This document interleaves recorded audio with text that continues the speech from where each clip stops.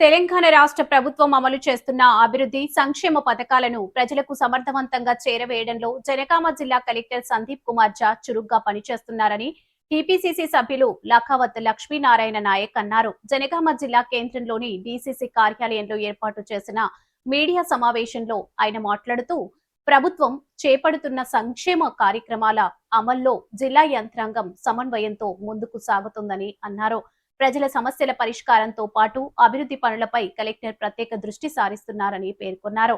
అభివృద్ధి సంక్షేమ పథకాల అమలుకు జిల్లా ప్రజలు కూడా పూర్తి స్థాయిలో సహకరించాలని ఆయన విజ్ఞప్తి చేశారు.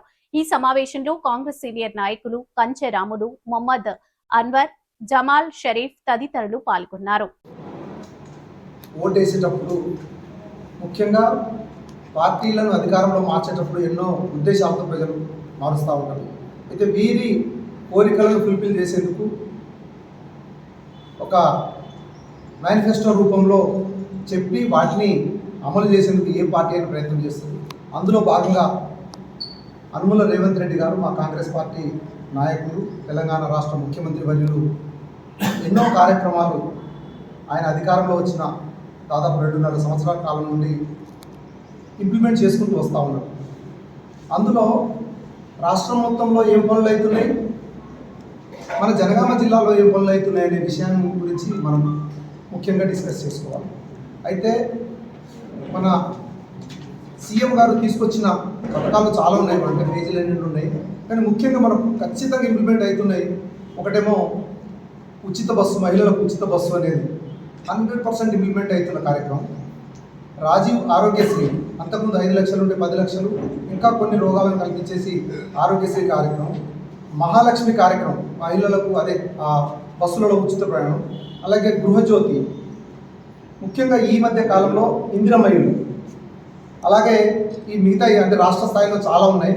సో మన రాష్ట్రంలో ముఖ్యంగా జరిగిన ఏంటంటే ఎస్సీ ఎస్టీల వర్గీకరణ, యంగ్ ఇండియా స్కిల్ యూనివర్సిటీ కార్యక్రమాలు, హైదరాబాద్లో future city development, outer ring road అంటే RRR డెవలప్మెంట్ కావచ్చు, కొత్త ఉస్మానియా హాస్పిటల్ కన్స్ట్రక్షన్ కావచ్చు, మెట్రో రైలు విస్తరణ కావచ్చు, అలాగే మెట్రో రైలును ప్రైవేట్ నుండి ప్రభుత్వంలోకి తీసుకోవడం కావచ్చు, మూసీ రివర్ను పునరుద్ధరణ చేసే కార్యక్రమం కావచ్చు, నిరుపేదలకు సన్నబియ్యం కావచ్చు, రికార్డు స్థాయిలో ఉద్యోగాల భర్తీ కావచ్చు. ఇవన్నీ కార్యక్రమాలు రాష్ట్ర స్థాయిలో జరుగుతూ ఉన్నాయి.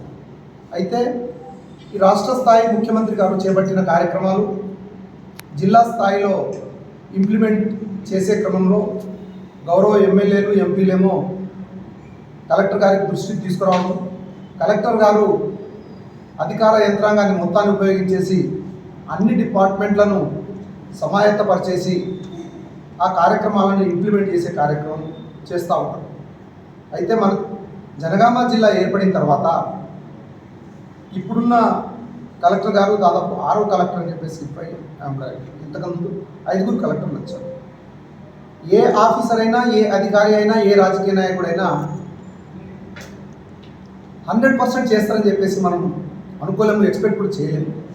చేసిన పనిలో నిబద్ధత ఉందా, నాణ్యత ఉందా, లేకుంటే ప్రజలకు ఏమైనా ఇబ్బంది పెడుతున్నా, లేకుంటే పట్టించుకోవట్లేదా అనే అంశాన్ని కూడా మనం దృష్టిలో పెట్టుకోవాలి. గతంలో ఉన్న కలెక్టర్ గారు కొన్ని పనులు చేసిరొచ్చు, కొంతమందికి న్యాయం చేయలేకపోవచ్చు. అంతకుముందున్న కలెక్టర్ గారు అంటే ఒక్కొక్కరికి ఒక్కొక్క శైలి ఉంటుంది.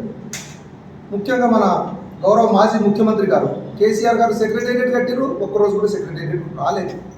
అంటే నా స్టైల్ ఏంటంటే నేను కూర్చున్న చోటే సీఎం సీట్ ఉంటుందని చెప్పేసి ఆయన చెప్పింది. అంటే ఇక్కడ వ్యక్తులుగా పాలన చేసే విధానం ఒక్కొక్కరిది ఒక్కో విషయం ఉంటుంది. అయితే మన జనగామ జిల్లా కలెక్టరేట్ గురించి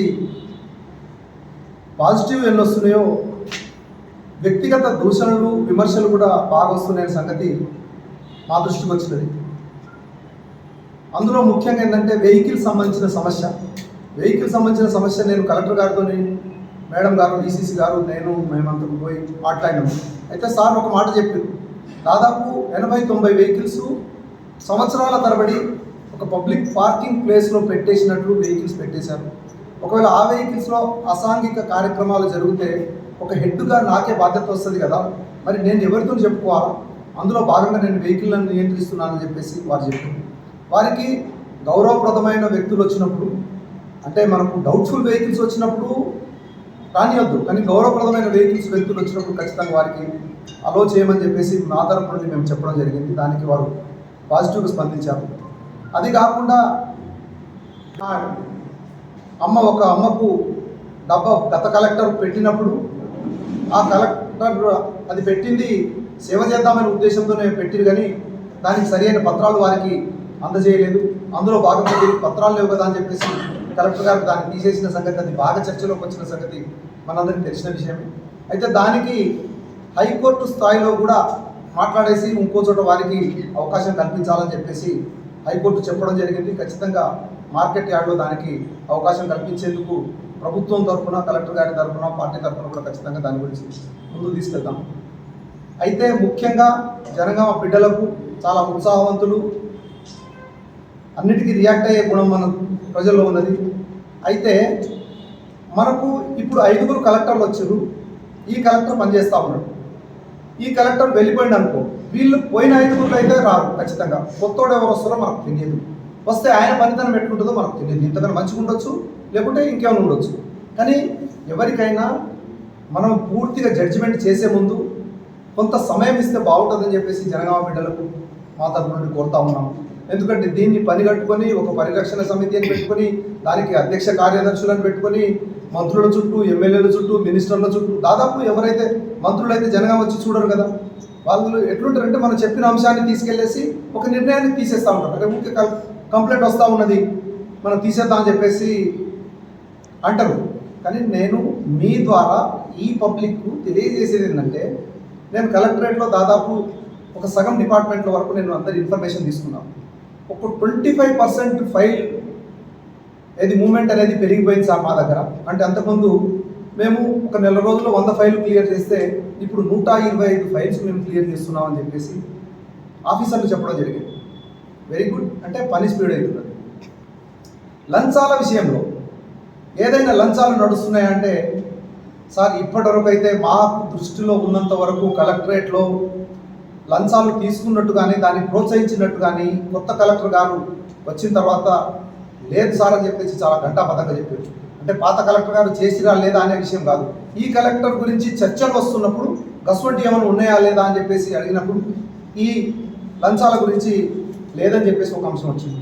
3వ అంశం ఏంటంటే, సార్ ఎప్పటి నుండో HD line, high tension line నా చిలకలోకి ఉంటే ఎన్నో ఆఫీసర్లను మొత్తుకుంటా ఉంటే అది కాని పని కలెక్టర్ గారికి ఒక్కసారి చెప్తే చేసేసిరని చెప్పేసి వాళ్ళు చెప్పారు. అంటే ఇక్కడ చిన్న చిన్న అంశాలు ఇవి. అంటే ఇక్కడ పాయింట్ గుర్తుంచుకోవాల్సింది ఏంటంటే, ఏదో ఒక రకంగా జనాలకు ఇబ్బంది పెట్టేసి డబ్బు దోపిడీ కలెక్టరేట్లో ఒకవేళ జరుగుతూ ఉంటే, లంచగొండితనం జరుగుతూ ఉంటే దీనికి కాంగ్రెస్ పార్టీ సహించదు, గౌరవ ముఖ్యమంత్రి గారు అసలే సహించదు. కలెక్టర్ గారు వ్యక్తిగత వ్యవహార శైలి గురించి నేను కామెంట్ చేయదలుచుకోలేదు, కానీ ప్రజలకు సేవ అందించే విషయంలో వారు చేస్తున్నది వ్యక్తులకు నష్టం జరుగుతుండొచ్చు, కానీ వ్యవస్థకు ఇందిరమ్మ ఇల్లు కావచ్చు, న్యాయబద్ధంగా పేదవాడికి, ఇల్లు లేనోడికి, జాగ లేనోడికి ఇల్లు ఇవ్వాలి. అది ఇందిరమ్మ కమిటీల ద్వారా, గ్రామాలలో ఇందిరమ్మ కమిటీ ఉంటుంది, దానికి సర్పంచ్ అధ్యక్షులు ఉంటారు, ఎస్ఎస్జి వాళ్ళు 2 ఉంటారు, ఇంకా 3 వేరే వ్యక్తులు ఉంటారు. అలా గ్రామంలో వాళ్ళు తీర్మానం చేసిన వ్యక్తులకే ఇందిరమ్మ కమిటీ ద్వారా ఇల్లు ఇవ్వాలని చెప్పేసి నేను ఖచ్చితంగా జీవోను ఖచ్చితంగా పాటిస్తా అని చెప్పేసి ఒకటన్నారు. రేషన్ కార్డులు జనగామలో వేరే జిల్లాలతో పోల్చుకుంటే అత్యంత స్పీడ్గా పరిష్కారాలు అవుతున్న సంగతి మేము గమనించినాం. అలాగే వేరే పథకాలు, ముఖ్యంగా మనమందరం కోరుకునేది, సామాన్యులు కోరుకునేది విద్య, వైద్యము, పర్యావరణం. అంటే విద్య విషయంలో గౌరవ ముఖ్యమంత్రి గారు రేవంత్ రెడ్డి గారు ప్రభుత్వ పాఠశాలను అన్నింటినీ కూడా ఉన్నతంగా తీర్చిదిద్దాలనే ఉద్దేశంతో వారు సంకల్పిస్తే దాన్ని ఖచ్చితంగా ఆచరణలో మన జనగాంలో గత కలెక్టర్ గారు కూడా, రిజ్వాన్ పాషా గారు కూడా స్కూళ్ళ విషయంలో కూడా అవార్డు సంపాదించిన సంగతిని మనం గమనించాము. అదే అంశాన్ని మన కలెక్టర్ గారు కూడా ముందుకు తీసుకెళ్తున్న విషయాన్ని మనం గమనించాలని చెప్పేసి కోరుతా ఉన్నాను.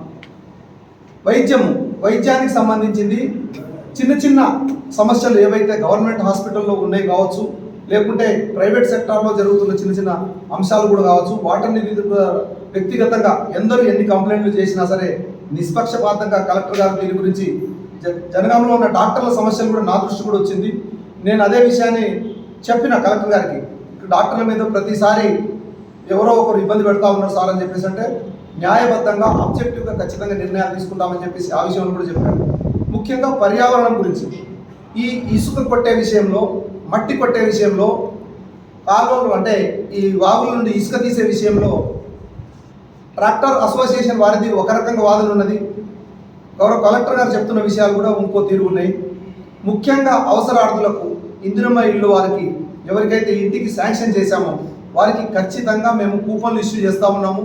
వారికి ఇసుక ఖచ్చితంగా ఇస్తాము. ఎక్కడన్నా అటువంటి ఇష్యూలు అంటే న్యాయబద్ధమైన మా దృష్టికి వస్తే మాత్రం వెంటనే పరిష్కరిస్తాం. కానీ కొంతమంది, అందరు కాదు, ట్రాక్టర్ ఓనర్ల అసోసియేషన్ అందరు కాదు, కొంతమంది ఏంటంటే ఒకదానికి పర్మిషన్ తీసుకొని ఎక్కువ కొట్టడం, లేకుంటే అవసరం దానికన్నా ఎక్కువ గ్రావెల్ను తోడేసి వేరే చోట వేయడం, అంటే పర్యావరణం దెబ్బతింటది. విద్యా విషయంలో కానీ, వైద్య విషయంలో కానీ, లేకుంటే పర్యావరణ విషయంలో కానీ, ఈ మట్టి విషయంలో కానీ ఇక్కడ జనగామ ప్రాంతానికి సంబంధించిన విషయాలే ఏ ఆఫీసర్ వచ్చినా వీటిని తమతో తీసుకొని వెళ్ళే అవకాశం లేదు.